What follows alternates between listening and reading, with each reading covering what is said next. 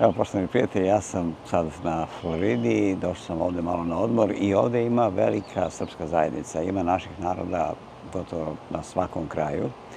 Ja sam sad došao u blizini Sarasote, grada gde živi naš današnji sagovornik, a to je Duško Trajković. Čovjek kojeg sam ja upoznao na Opolo festivalu svirajući harmoniku i koji je dosta poznat ovde u Americi. Pa evo da čujemo njegovu životnu priču.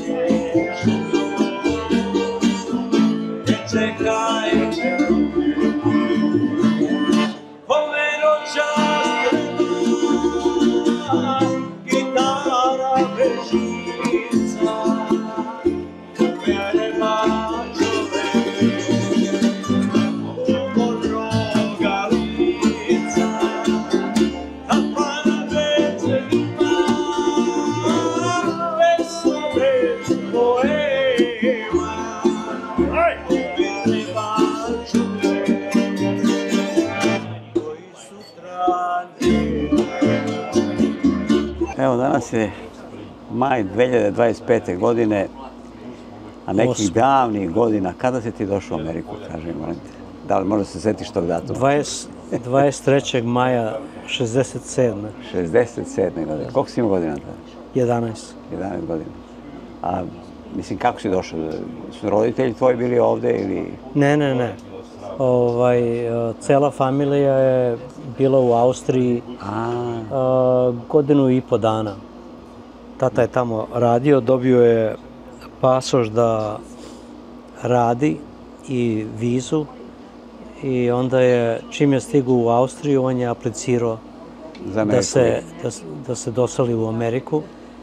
Moj ujak i ujna su živjeli ovde, u Čikagu. Čikagu? Da. I onda smo čekali da dobijemo papire, kad nam dođe red.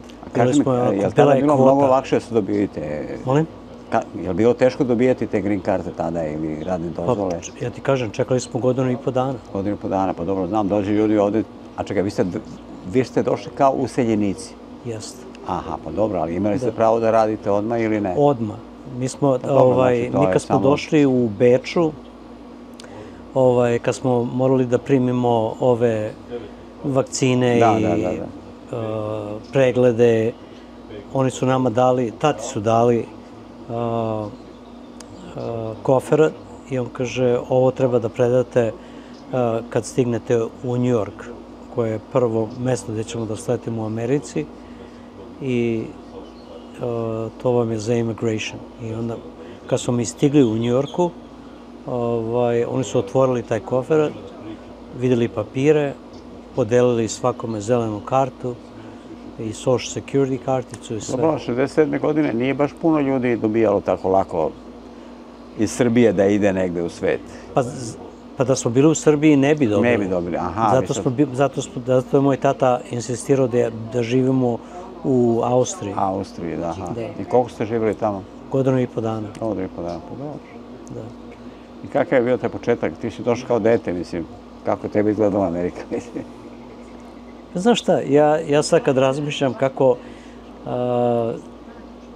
drugi imaju reakcije, meni bilo je okej. Ne mogu da kažem da sam ja bio nešto oduševljen. Šta se ti znao uopšte o Americi u to vreme? Ništa. 17 godina, ništa? Ništa. Nije tad bilo? Ja se samo sećam dok smo bili u Austriji, mi smo živjeli u jednoj kući gde je bilo negde oko 3-4 familije.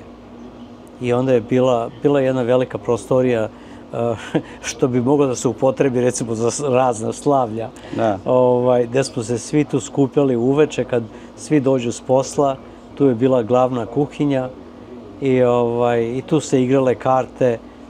Ja sam bio odgovoran da idem sa biciklom, da im donosim pivo i piće i cigarete, ali bilo je ono i tamo mi je bilo okej. Ali sećam se da je tata bio kupio neke karte u vezi svako razna američka kola. To imam u sećanju, te slike, znaš, Cadillac, Chevrolet, Buick i takve stvari. I tata je već insistirao, pošto je on stvarno bio pozitivan i nije mislio da neće dobiti on vizu za Ameriku.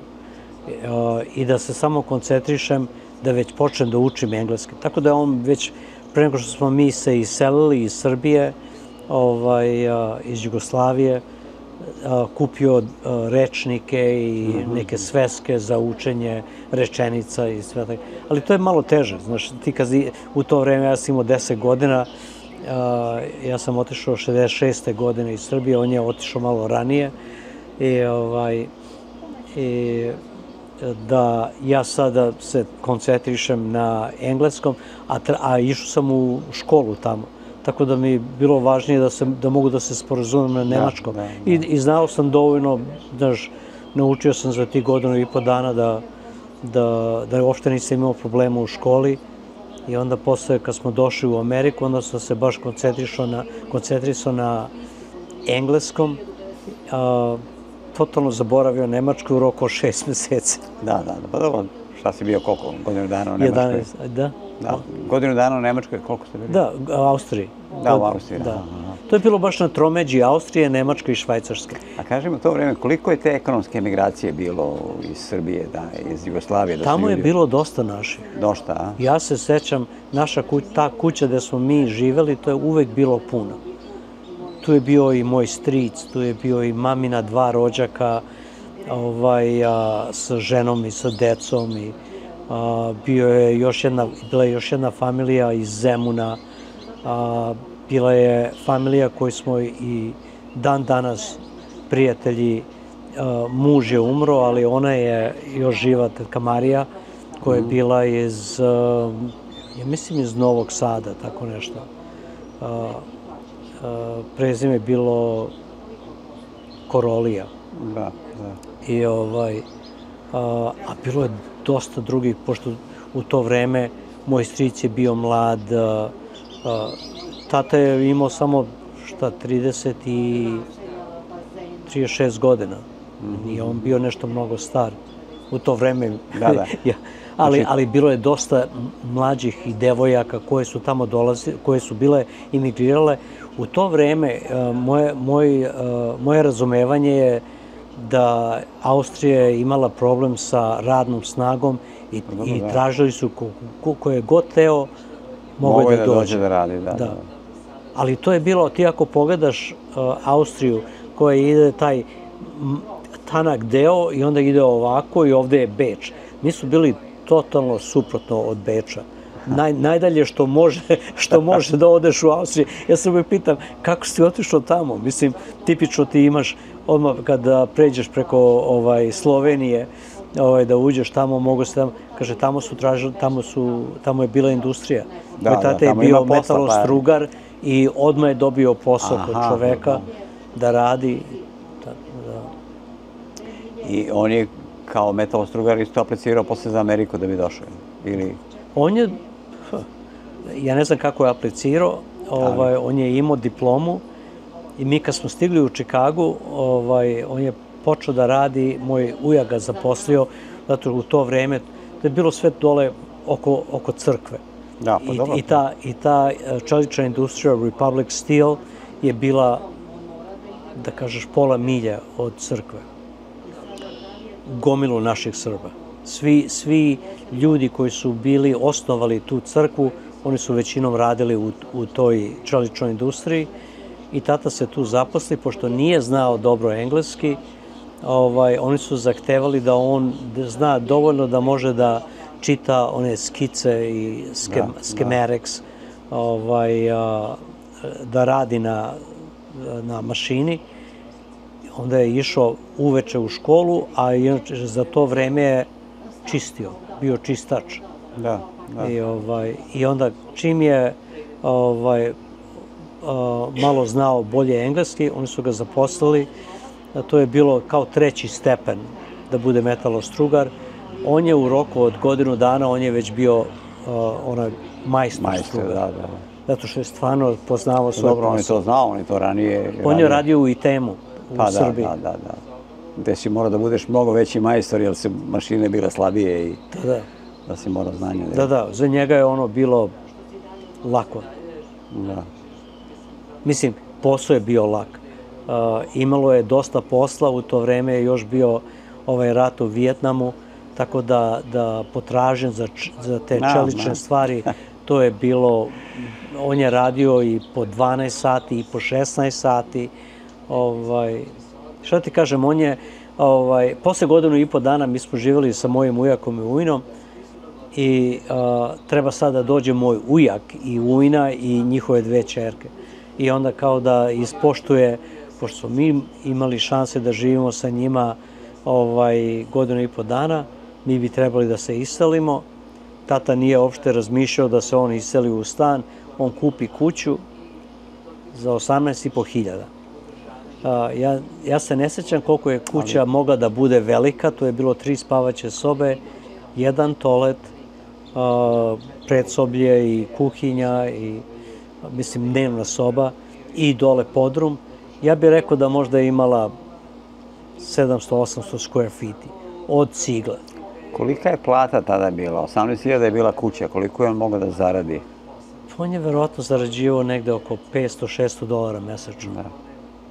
Ali kad je radio preko vremena, on je dobio time and a half, sat i po, i uvek se nudio kad je praznik, tako da dobiješ duplo više. Šta ti kažem, on je zaradio dovoljno da je on otplatio tu kuću za 5 godina. A mortgage je bio na 30 godina. Da, jasno. Tako da tata je bio takav tip da nije voleo da bude u dugu. Sve posle toga što je kupovao, to je bilo za keš. Kola, keš. Nameštaj, šta god bilo, keš. Ništa. Ja sam ga jedva ubedio da posle dugo godina, ja mislim čak kad je otišao u penziju, on je otišao ranije u penziju, on je iskoristio, ja mislim,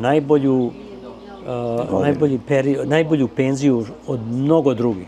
Imaš dosta ljudi koji odu u penziju i posle mali broj godina nestanu.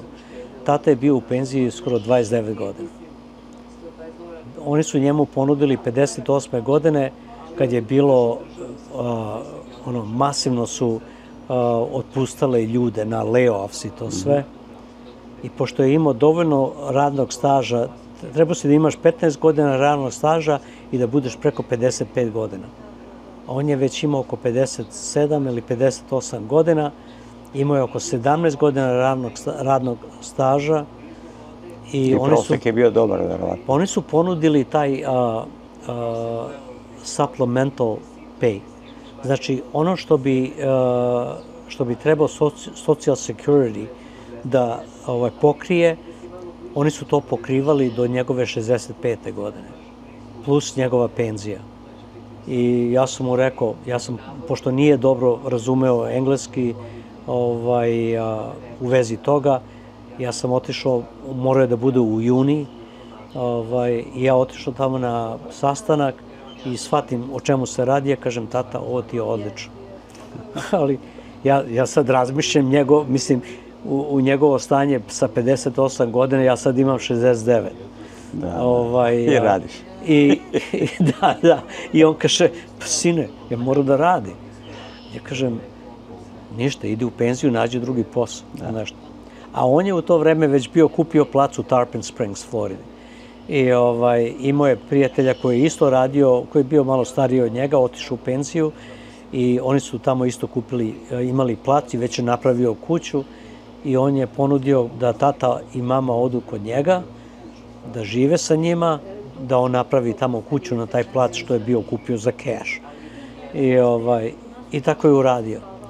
I onda, ja ne znam da li je uopšte, ja se ne sećam da li je on aplicirao negde da radi. Uglavnom, snašao se on. Moj tata je znao da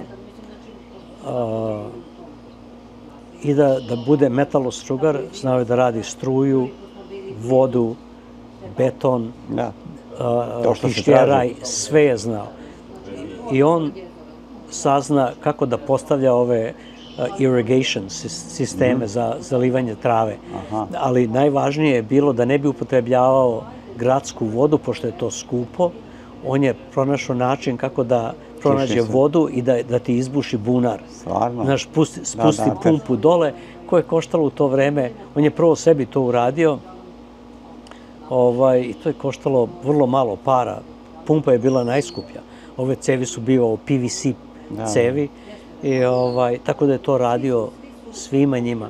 I koje god je neko imao neki problema, da li da neka mašina nestala da radi ili nešto da se popravi u kući, on je to sve radio. I hvala Bogu,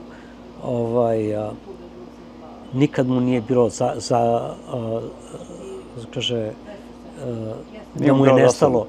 da mu je nestalo para. Ono što je zaradio i što je uložio i što je prodao onu prvu kuću i drugu kuću u Čikagu i onda se doselio ovamo, on je zapravo bio njegov sam general manager, general contractor. Tako da je on sam tražio, to je na savet jednog Grka tamo, pošto je Tarpon Springs gomilu Grka, kaže, bolje ti budi general contractor, nađi cenu koju može dobiješ najjeftinije i on je sagradio tu kuću nešto za 60 i nešto $1,000. Na kraju, kad smo se mi oselili 2003. za Kaliforniju, pošto su oni stvarno očekivali da ćemo mi da se preselimo na Floridi, on rešio da proda kuću i prodaje za nešto 218.000. Tako da je na svaku kuću zaradio para. I tata i mama su i živeli lepo, komfortno. Na kraju su se opet preselili nazad u Čikagu, pošto je moja sestra živela tamo. I ona je imala 3 dece, tako unučad. I oni su našli kando, kupili kando, opet za keš. I na kraju, čak i kad su i tata i mama preminuli, to je sve ostalo bez ikakvog duga i plus je bilo keš. Da, što kaže, imala su deca šta da naslede, a ne ono naslede dugove i naslede probleme. A ništa nismo tražili. Ni moja sestra, ni ja. Ja, hvala Bogu, on je stalno pitao, sin, jel ti treba? Kad smo mi kupili kuću u Kaliforniji, tamo 2003. platili smo mnogo više nego što sam ja očekivao. Ali na kraju izborio sam se. Radio sam kao on. Znači imao sam jedan posao, imao sam part-time job, dokle Nataša nije našla posao. I onda su, znaš, ja stalno probam da objasnim ljudima da se ne boje da idu u taj dug, zato što ti, ako imaš posao, jeste da mora bude stalni posao, ali ti ćeš svake godine dobiješ povišicu, onaj mortgage payment ostaje isti. I ti ćeš posle 3-4 godine to otplaćati bez problema. Evo, mi smo našu kuću otplatili 15 godina ranije u Kaliforniju nego što je trebalo. Da. Dobro, zato što si imao fokus i nisi želeo da ulaziš neke nove dugove, nego si gledao da rešiš taj problem. Tako sam i ja, stan isto koji, doduše, bio je tada jeftin, ali sam ga isplatio za 5 godina. Da. Tako da, to je cijela poenta. Pa tata je uvek pričao, kaže, sine, ako jedno hoćeš da me poslušaš, to je nemoj da odeš u penziju, a da imaš dugove. Da, jes. I ja sam ga poslušao. Da. A kaži mi, tvoje školovanje u Americi, gde si počeo da se školuješ i šta si sve radio? Školovanje je bilo u Čikagu, osnovna škola, high school što sam ti rekao, ja sam iz srednje škole, pošto nisam znao stvarno šta hoću. Tata je želeo ja da budem doktor, neki inženjer i takve neke stvari. Mene interesovala muzika i interesovalo slikanje. Ja sam volio da crtam. I on je obećavao da će da mi plati fakultet. Meni je bilo tačno žao da ja trošim te njegove pare, a da ne znam šta hoću. I ispalo je zapravo dobro. Znam da je njima bilo teško, tati i mami, pošto je to odmah bilo posle završetka rata u Vijetnamu. Oni su se plašili da će i dalje da pošalju vojnike u Vijetnam, ali nije bilo tako. Ja sam se bio upisao sa mojim dobrim drugom koji smo počeli naš orkestar Mladost 72. godine. Otišli smo zajedno tamo kao buddy system i upisali se da budemo laboratorijski tehničari.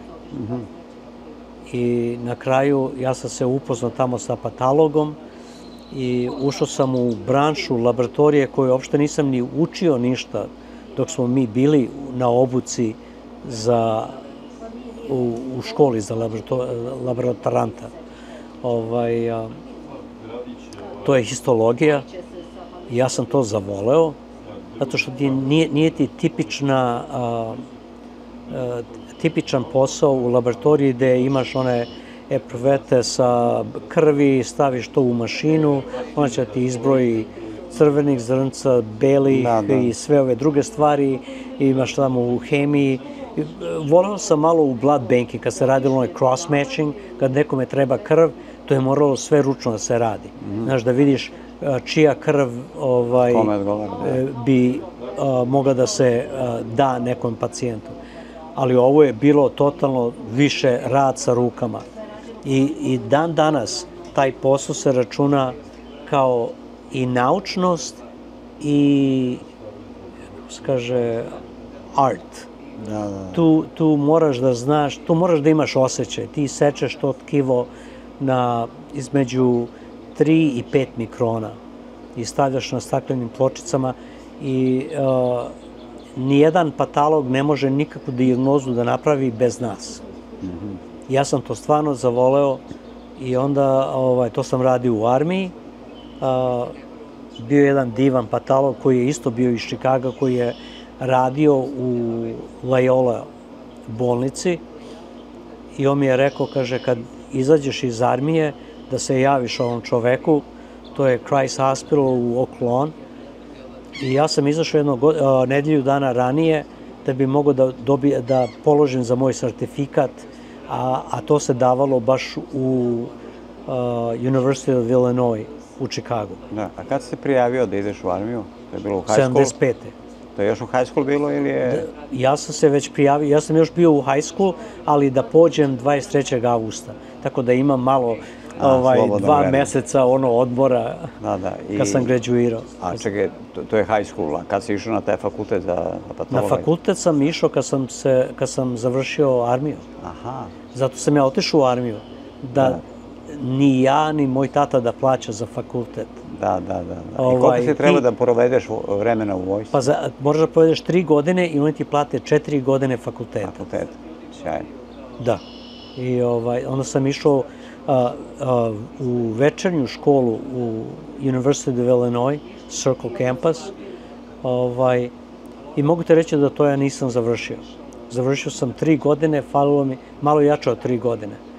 I onda oženim se, ponovo počeo orkestar, kad sam se vratio iz armije, to počelo da ide dobro. Kad si počeo harmoniku da sviraš? Znaš šta, ja sam uvek voleo muziku, ja sam uvek pevao i moj tata me iznenadi jedne godine za Novu godinu i on mi donese crvenu harmoniku Weltmeister koja je imala 48 basova i to je bilo baš pre nego što je on otišao za Austriju. I dok je on bio u Austriji, ja već počnem da uzimam časove tu odmah preko puta osnovne škole bio je jedan nastavnik koji je predavao, ja ne znam šta je on predavao, ja znam da je njegova supruga Mila predavala matematiku. I on je učio studente sviranje harmonike. Ja sam proveo tu možda 3-4 meseca i tata se javi i kaže morate svi na voz, morate da budete ovde, ja nikad ne znam kada će doći poziv da nas pozovu na saslušavanje. I onda sam tu prestao. Naučio sam neke osnovne stvari kako da čitam note, možda 2-3 mala kolca, neke pesmice i to je sve. I onda kad smo došli u Americi, tata nije forsirao uopšte muziku, njegova je bila stvar da naučim engleski i da budem dobar u školi. Da. Onda tek posle godinu dana, znači to je bilo negde oko možda 69. godine, kupi mi on harmoniku drugu, Skandali, onako malo manja, ali imala je 120 basova i ja počeo u školu 2 puta nedeljno, po pola sata, samo da učim kako da čitam note. Pošto je tatin rođak, jedan iz Beograda, on je svirao harmoniku i on je njemu dao note. Ali ono je meni bilo nepoznato. Špansko selo, ne znam šta je. Ono su bili, tu su bile note sa trilerima i raznim stvarima koje ja nisam uopšte skonto šta to znači. Onda posle godinu i po dana savršim ja prilično dobro da mogu da sviram. To ti je, cela stvar je, moraš da vežbaš. Da. I kao klinac, bilo mi je lakše da ja odem napolje da se igram, pošto smo imali preko puta, ja sam njega venčao, oni su došli iz Peća 66. godine, tu preko puta mog ujaka, da se igramo i sve to. Ne, tata insistirao, ja moram da vežbam. I stvarno mu hvala što je bio takav čovek da nije bio tog tipa, dobro sine, zna, razumem te, hoćeš da se igraš, ajde igraj se. Bilo mi je, neću da kažem da mi je bilo lako, ali ja kad sam usavršio da mogu sada da čitam te note što mi je on donao. To su bile note od Krnjevca, od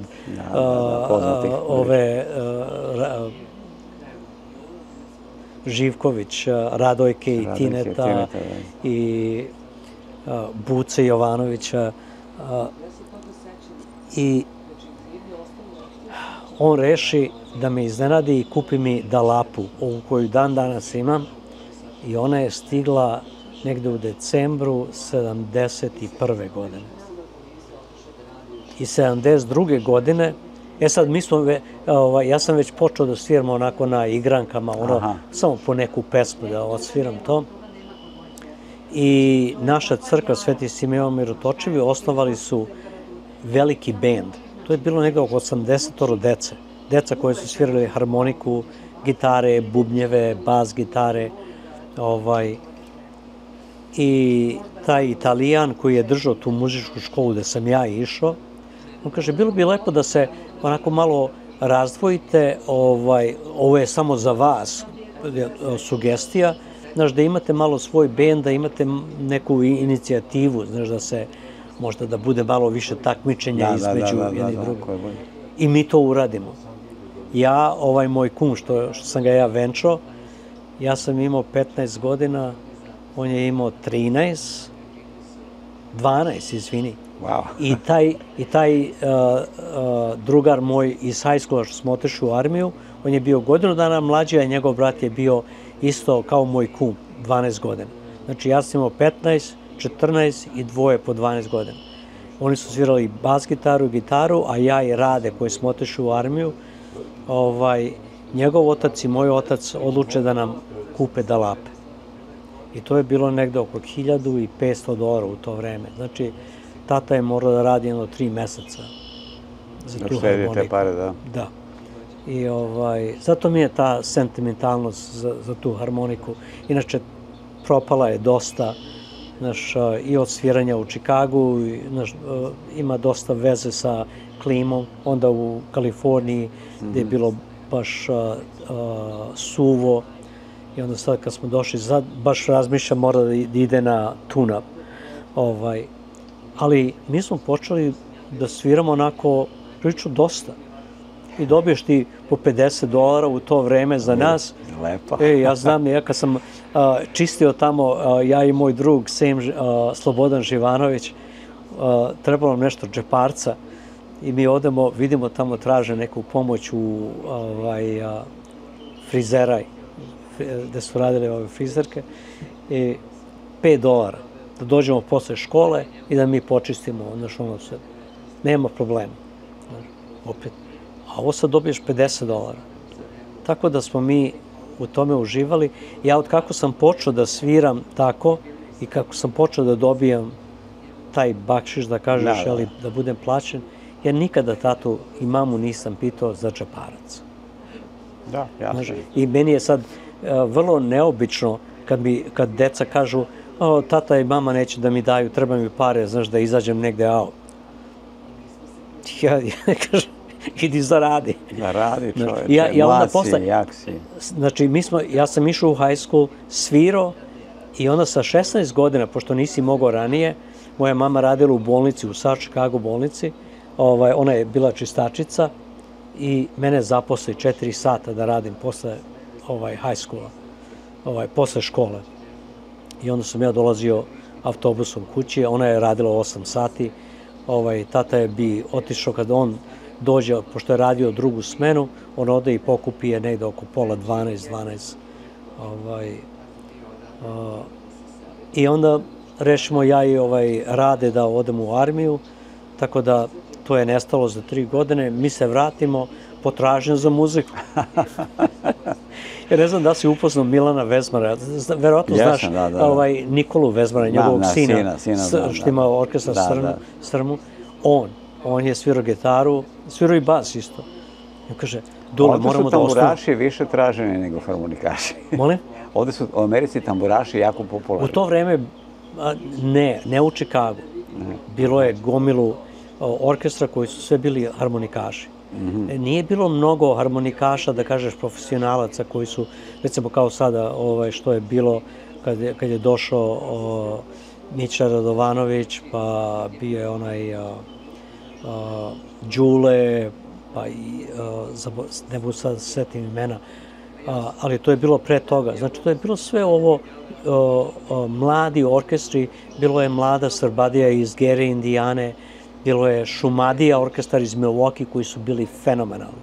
Oni su svirali američke stvari, svirali su naše stvari, 2 harmonike, gitara, bas gitara i onda su se menjali. Neki puta jedan harmonikaš napusti pa počne svira klarinet ili saksofon. Onda gitarista napusti pa ode da svira bubnjeve. Ja sam bio oduševljen sa njihovim talentima. Ali to je sada, on je u Los Angelesu, Knežević, kako se zove, Alex. Alex Knežević, da. Čekaj, on je stariji čovjek. Stariji? On je stariji od mene. Da, znam. On je bio jedan od tih, a njegov kolega koji je svirao harmoniku, on je postmaster general, ja mislim, u Oklahoma City. Alex Knežević komponovao Chicken Kolo? Ili ko je to? Ne znam ko je to komponovao. To je... Oni su počeli da sviraju, pa onda orkestar Srbadija iz Gere, oni su to malo bolje usavršili. Bio je jedan tip je svirao klavirnu, drugi tip je svirao dugmetaru i stvarno su bili dobri, onda sam ja to naučio i onda je svaki orkestar, to je bilo, morao si da naučiš Chicken Call. Da, to se tražilo u Americi. I dan danas. Da, i dan danas, ali to je samo američko, to je originalno američko kolo. Jeste. Srpsko-američko kolo. Ali znaš što je interesantno? Ja kad sam gledao neku dokumentarac o Rockeri sa Moravu i oni kad su počeli da snimaju, oni su svirali u istom stilu kao što smo mi svirali u Čikagu. Tako da ja ne znam da li su oni bili u Čikagu, u to vreme ja nisam znao za Rocker i za Moravu, ali znači mi smo ubacivali taj malo rock and roll ritam u naša kola. Mi smo posle baš ubacivali dosta rock and roll pesme u kola, pogotovo u Chicken. I ljudi su, ja se sećam, bukirali su nas specifično da sviramo Chicken kolo sat vremena. Da, to znači da je naša dijaspora u Čikagu kriva za turbo folk u Srbiji. Jeste. Jeste. Kad pogledaš, jeste, da. Da. I tako da, taj Milan Vezmar kaže, ajde da se sastanemo, ovaj moj drug Rade nikad nije se vratio nazad u Čikagu, pošto je on završio svoju armijsku karijeru u Đorđiji, on se tamo oženio i tamo je ostao i ostvario familiju i dan danas su živi i zdravi i uspešni, ali mi smo počeli novi orkestar Mladost i tako i dan danas, eto, sviramo neki puta po Čikagu. I na druga mesta isto. Dobro, na druga mesta, mislim, ti prošle nedelje si išao dole u... A to nije kao Mladost, to je sa tamburašima. To je sa tamburašima, dobro, ali ti sviraš sa tamburašima na sve strane, mislim. Da. Ovde, na svu sreću, kad smo se doselili, nisam ja nešto poznavao mnogo ljude, ali sam bio baš iznenađen koliko je bilo poznatih ljudi koji su se doselili iz Indijane, iz Pennsylvania, iz Illinois, da žive ovde i koji su muzičari isto. Tako da muzika mi je otvorila svet. To mogu da priznam. Ja se poznajem sa muzičarima i u Phoenixu i pogotovo taj Midwest, Wisconsin, Illinois, Indiana. Ima dosta ovde iz Pennsylvania koji su došli, poznajem i samo zato što kad smo svirali za razne festivale, Basketball Festival, Soca Festival, ljudi su dolazili iz Clevelanda, iz Pittsburgha, Akron, tako neke stvari. Tako da, a ovde kad smo došli, ima dosta muzičara, svi su rock'n'rolleri. Da, znam da ih ima dosta u Orlandu i Clearwateru, da. I jedan od tih je Toma, taj bubnjar što svira sa njima iz Orlanda, zove se Dolly Bell. Sad je svirao, bilo je donatorsko veče oko Svetog Đorđa za decu, folklornu grupu, tercu da skupe pare za narodne nošnje. I mene su angažovali kao naći neke druge, voleli bi da bude kao Skadalija večer. I onda nađem Robert Cemovića, nađem ovog Marka koji je iz Pensilvanije, on živi dole u Venice. Onda Buda Ždero koji je tu svira gitaru i odlično peva, odlično prati tercu. I ja i on se slažemo ovako. Sedeo je pored mene celo vreme, taj Toma je svirao bubnjeve. Bilo je nas 7. Čak došao iz njegovog benda taj Kirk što svira gitaru. I oduševio me kod Tome na slavu kad je bio prošle godine za Svetog Nikolu. Bilo mi toliko žao da ja nisam bio ponovo moju harmoniku. On je iznao njegovu akustičnu gitaru i počeo da svira. Počeo on da svira XU, rock and roll i to sve, ali onda počeo da svira narodnu muziku. I rekao, nisam znao da ti sviraš narodne stvari. Tako da stvarno me iznenadio i oduševio me i bilo je prelepo. Tako da su oni za to donatorsko veče zaradili $14.000. Što je prelepa suma novca za decu. I ja ti kažem, ja sam ovde, više sviram ovde nego što sam svirao u Kaliforniji. Da, ovo su sve mlade parohije. I oni se tek sad treba da izgrade i zajednicu i da izgrade i objekte i da prikupe ljude, pa... Lepo je društvo, lepa duša ljudi. Stvarno. Ja sam se, što se kaže, iznenadio, ali na lep način. Tako da, u penziji sam, a nemam vremena. A nemam vremena. Dobro, ja sam u penziji već 3 godine, ali isto radim više nego ikada. Eto, on me razumeš. Razumem? Da. A šta bi radio da ne radi? Šta bi radio da ne radiš? Išao bi ovde da gledaš aligatora? Pa ne, ja sam, evo koliko ja volim da crtam. Znači, ja i dalje ima ova poslednja soba ovde, to je određena, pošto Nataša šije, i ima njene projekte, ja tu vežbam harmoniku i teo sam da postavim onaj izvoj i da počnem, imam čak i platna i sve, imam i farbe.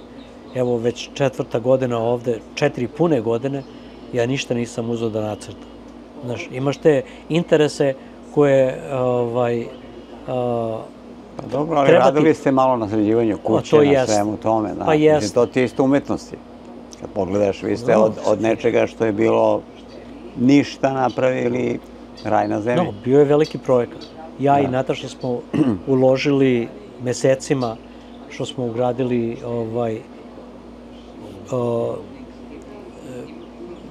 kabinete i radili smo čak i struju i vodu, ja sam sve to radio. Bilo je teško naći majstora. Pa da dođem, ja se selim ovamo. A? Ja se selim onda ovamo.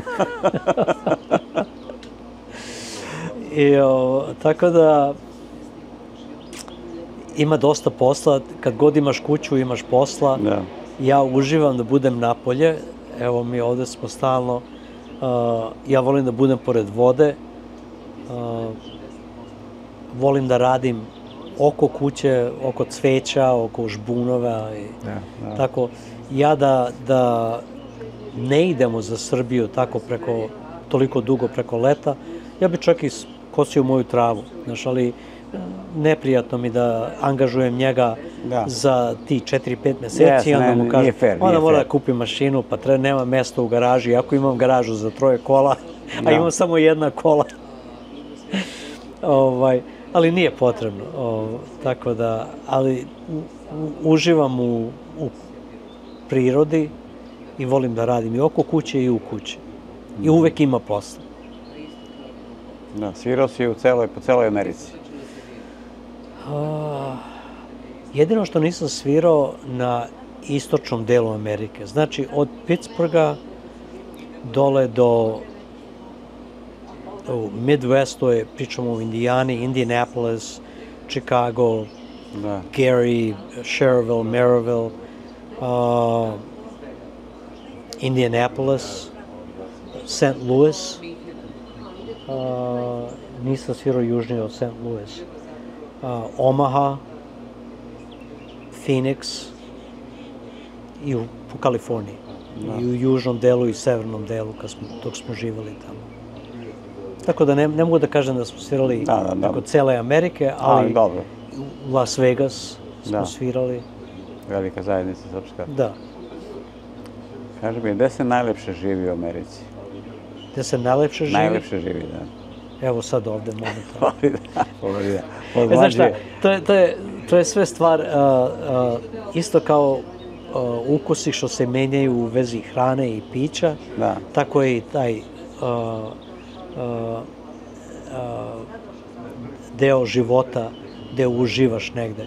Mi kad smo se oselili 2003. u Kaliforniji iz Čikaga, ono je bilo predivno, ono je bio raj. Da. Dolaziš gde je preko zimskih meseci, zima i to sve, tamo je između 50 i 60. Sunčano.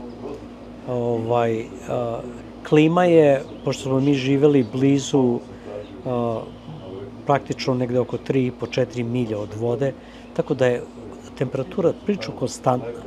Ne menja se mnogo, znaš, ja mislim da je bilo u tih 18 godina dok smo mi tamo živeli, možda je bilo 2-3 godine da je bio mraz napolje. Inače ovako, preko dana, čim sunce izađe... Vi ste živjeli gde, u San Diego ili u Carlsbadu? Carlsbadu, da. Prelepo. Što se tiče prirodne lepote, ja ne mogu da kažem. Ali šta se desilo?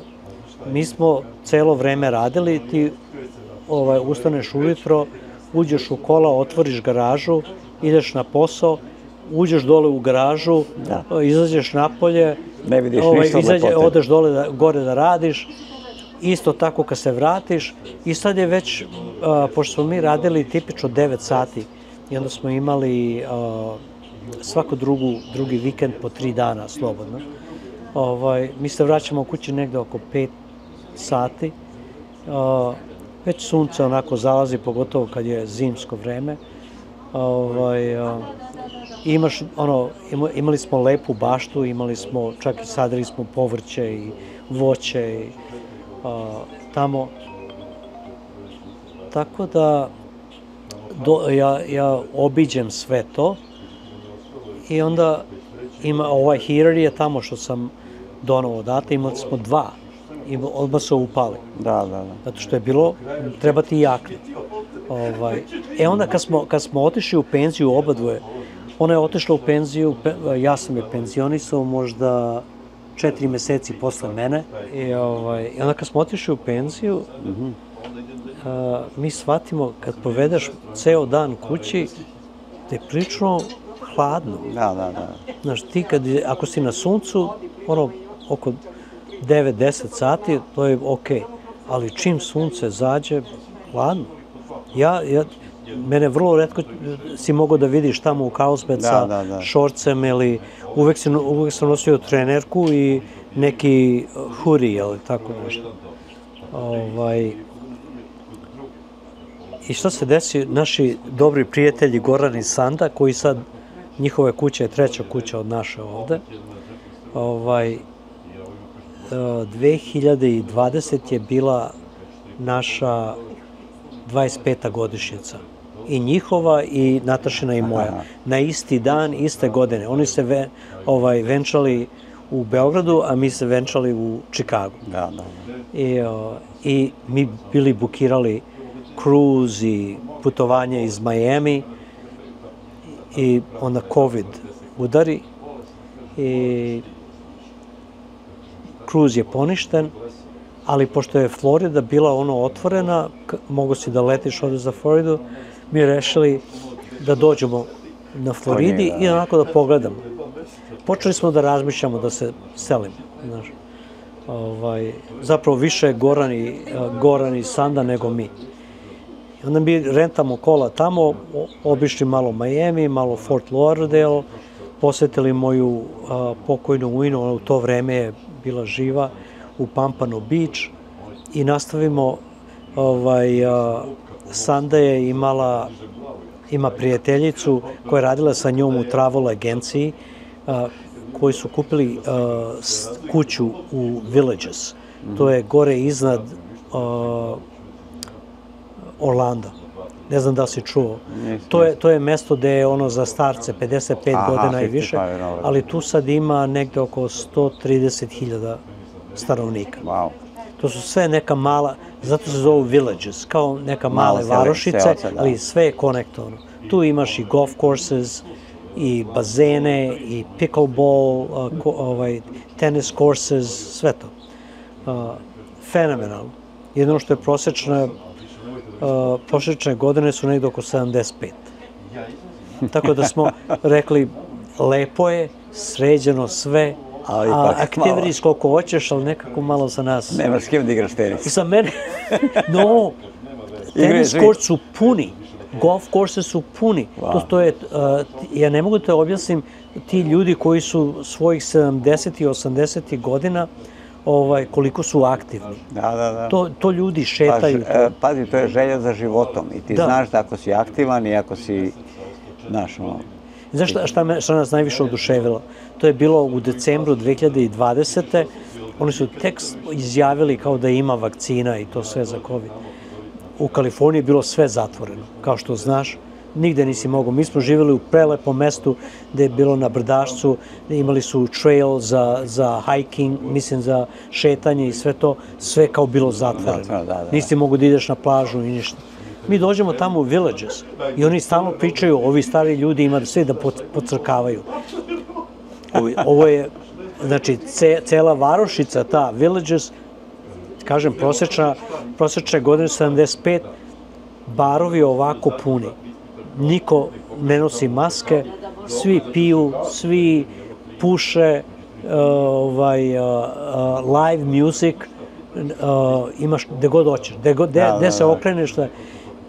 I onda smo rešili, ok, lepo je, ali možda za nekoliko par godina razmišljat ćemo. I onda napravimo krug i spustimo se sa 75-icom i prolazimo ovde, piše next 3 exits, ne znam ja, Sarasota. Ja kažem, vozili već negde oko 2,5 sata, ako hoće da shvatimo u Sarasotu da popijemo neku kafu. Može. I onda shvatimo u St. Armand Circle. Tu pijemo kafu, ono prelepo. Decembar mesec, ljudi u šorcu, opet sve otvoreno, slobodno.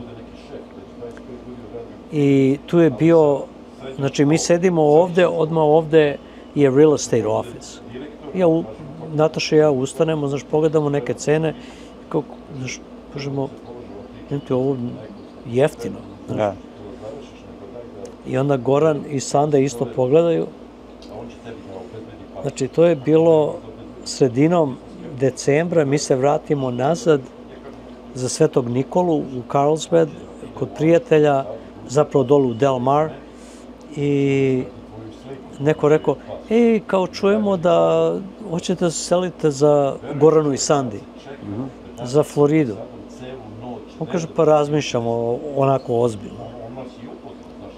A oni su kupili su kuću baš onako veliko i mislim da je možda bila čak veća od ove kuće naše. Isto 4 spavaće sobe, 3 toaleta i to. Sve je lepo renovirali u Visti. I mi ovako pogledamo, pošto se znamo 20 godina, stvarno mislite da je, kaže, pa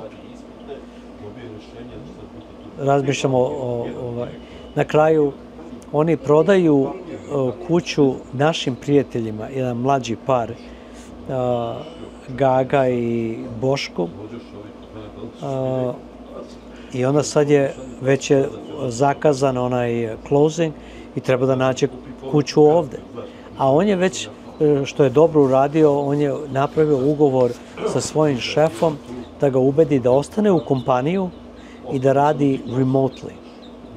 On je kao biomedical engineer za laboratoriju LabCorp.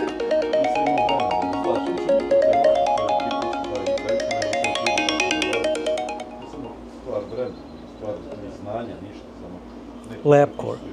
I oni pristanu, kaže, aj uradit ćemo to na godinu dana da vidimo kako to ide, evo dan danas radi tako. Mora da putuje za San Diego jedan put ili 2 put godišnje, najmanje, ali oni imaju velike laboratorije u Atlanti i tamo iznad Bostona. I onda kad smo mi pričali sa njima, rekao, ok, onda smo izašli kako se kaže, na izvidnicu. Krajem 21. godine, krajem januara meseca, da oni dođu i da provedemo ovdje jedno 5-6 dana, pošto ne poznajemo eriju uopšte. Moj tata je živ u Tarpon Springs, ja poznajem taj deo, St. Pete, Clearwater i to, Largo, ali nikad nisam bio ovde. I mi rekao, ajde da pođemo sa njima pa da im pomognemo. I tako gledali mi u Sarasoti, onda dođemo u Bradenton, pogledamo neke i ovako malo kuće koje su starije, pričamo 15-20 godina i novu izgradnju. I na kraju oni odluče da kupe kuću, našli su tu, njihova prva kuća je možda 1 milju odavde. I kad su oni to uradili, ja i Nataša kažemo, znaš šta, nama ovako ovde postaje zima, politika postaje zima. Da. Naši najbolji prijatelji nam odlaze, sad ćemo mi ovde. Mislim u Kaliforniji. I onda mi rešimo da Znači, mi spakujemo njih i oni dođu ovde u martu mesecu, mi u tom vremenu nađemo kuću i spakujemo sami sebe i mi se doselimo mesec i po dana kasnije. Bravo. I mogu ti reći, znaš, kad si pitao pitanje gde je najbolje, to sve zavisi od godina. Za te godine dok smo bili mlađi, Kalifornija je bila lepa, išli smo svuda, pošto ti daje veliki izbor prirode. Imaš i more, imaš planine, imaš pustinju i meni je sve lepo. I kad smo bili u pustinji, pogotovo kad su bile jedno, dve, tri godine, kad su bile velike kiše, to je onaj California Poppies, gde izađu, procvetaju, to je kao karpet predivnih boja. I pustinja, oni kaktusi kad počnu da cvetaju. Tako smo videli, prošli smo Kaliforniju prilično dosta, i gore i dole, lepo je, ali onda došlo vreme gde mi prija više vlaga i toplota. Da, i meni prija vlaga, nevjerovatno. Da. Meni je tamo, ja se sećam znaš, ti sam znaš, kad naiđu Santa Ana winds u avgustu, septembar, oktobar mesec, to ti je vlaga 10%, osjećaš samo kao da me nešto ovde stiska, koža se sve zgrči. Mi smo kupovali u Costco onu veliku plastičnu teglu, Coconut Oil, i onda okupaš se i onda se namaže sa tim. Da se ne suši koža? Da, odlična stvar. Ne, ja imam psorijazu i meni psorijazu odgovara ovde nevjerovatno. Da. Tako da, za sada, ovo nam je vrlo lepo za život. Ne mogu da kažem, Kalifornija je bila lepa, tamo ostavili smo gomilu divnih prijatelja. I dalje smo prijatelji, čujemo se, ne često, ali za razne praznike, za rođendane, i bile su nam lepa vremena. I kad smo slavili, uvek sam svirao, svi su pevali, svi su džuskali. Znaš, volim kad tako svi učestvuju, tako i ovde isto. Sjajno. Pa dobro, ti jedanput godišnje dođeš u Kaliforniju na taj Apollo festival i tamo se vidiš sa starim prijateljima. Da, to mi je šansa stvarno da se vidim dosta pre 2 godine. Ja mislim da je bilo negde oko 30 njih iz onog južnog dela Kalifornije koji su bili došli. Sjajno. Lepo, život je lepo. Šta te još interesuje? Nisi očekivao da će... Ja sam vrlo detaljan. Detaljan, dobro. Izvinjavam se. Ne, meni Nataša samo kaže to. Ja to cenim. Ajde malo da prođemo samo ovde okolo ovog tvog imanja, da vidimo tog Laleta Gatora. Pa nema ga. Juška, onako pliva polako, ali tipično, on će, evo vidiš da je ova ptica ovde, on će da dođe tu i pokazat ću ti sliku. Mislim, on je negde oko 2 metra dužine. Stvarno? Da. Ja mislim da ima više nego jedan. Zato što imam sliku jedan koji je brown, jedino ako oni menjaju boju, ja ne mislim. A jedan je bio crn. Misliš da su mužjak i ženka ili? Ne znam za to. Tako da on bude tu i uopšte, ali kao što vidiš imamo ove patke. Lepa je priroda zato što vidiš svako raznih ptica. Lepa je priroda zato što imaš ove mreže ovde. Da nemaš mreže, ovi mali komarci bi bili neprijatni. Jest. Priznajem. Ali kao što vidiš, ja se ne plašim. Nema problema. Ovo je vredelo što smo platili da se napravi i uživamo u tome. A evo, vidiš onaj tamo što strči, onaj lanaj, što se vidi beton, tu žive Goran i San. Aha, sjajno. Tako da mi, kad se viđamo... Imaš društvo što je vrlo bitno. Mi odemo sa kafom u ruci, peške. I ako se napijemo, možemo vrlo lako i da dođete kući. Četvoronoške. A kaži mi, koliko naših ljudi živi uopšte u Sarasoti i u ovom kraju? Nemam pojma. Znamo da Nataša ima drugaricu s kojom igra u folklornoj grupi. Ona je tu isto nešto milju daleko, udata za Makedonca, oni su došli iz Indijane. Upoznali smo u ovom novom mestu koje ovde gde smo baš gledali kuću da kupimo, Nataša otišla da pokaže nekome to mesto i žena čula, znaš, da pričaju srpski, onda zapravo Nataša je videla, ja mislim, u St. Pete ili u Clearwater, da dolazi tamo. Tako da ima, ali većinom prijatelja koje imamo, to su gore u St. Pete ili Clearwater i Largo. Pa tamo veća zajednica? Veća zajednica, Veća, jasno. I oni svi kukaju. Kako niste nas pitali da dođete tamo nešto da kupite? A kad dođu ovde, su oduševljeni. Znaš, kad sedimo ovako i... Da, pa ne, ovo je stvarno raj, mislim, to je... Nema tu govora. Ali kako da ne uživaš u ovome, znaš, kad čuješ te ptičice i... To su ove patke, ove male. Još kad su imali male pačiće, oni su bile ovako mali, znaš, i sve idu u red. Jedna majka ili, ne znam, mužjak ide napred, pa onda pačići, pa onda opet druga odrasla. Ali to je odrasla patka. To je samo take te vrste.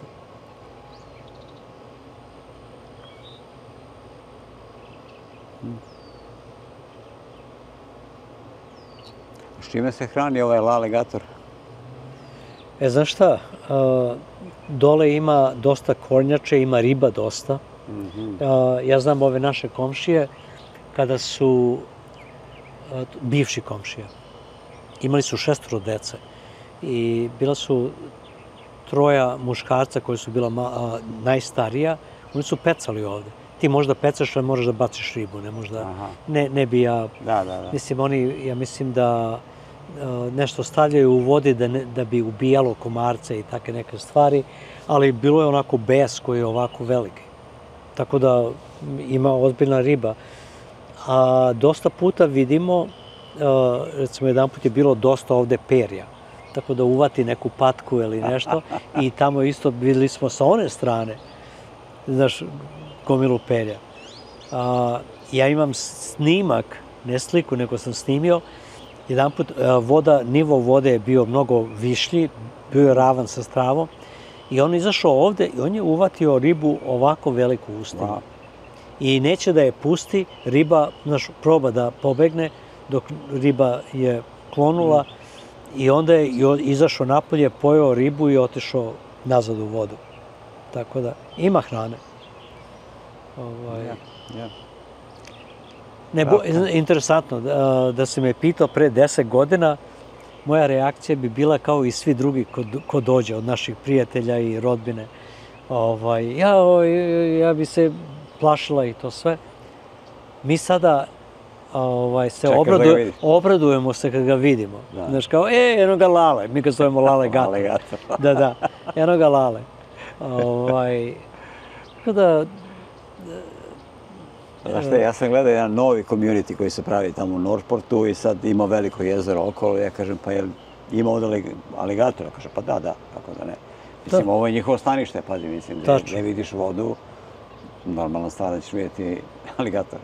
Mi imamo starog prijatelja, on je radio sa mojim tatom u toj istoj čeličnoj industriji i on živi u Port Richey, to je iznad Tarpon Springs.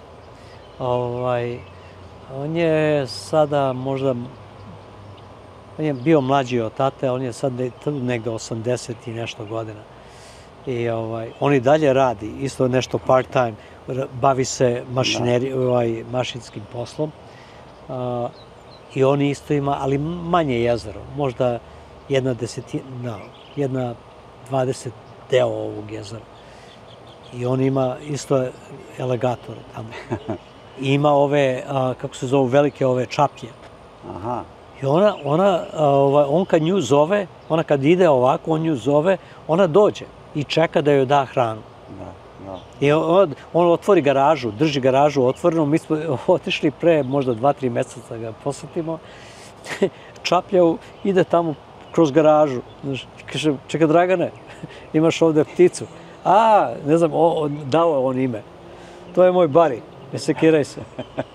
I ništa, niti da pobegne, tako da Mi smo tu u onoj simbiozi prirode sa životinjama i možda će nam to produžiti život.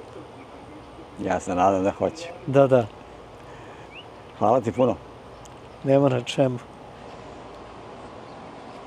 Ja sad mogu da zapalim jednu. Ajde, zapali. Čekaj, ta tvoja kamera ima... Dobro, završi. Da, nije problem, važi.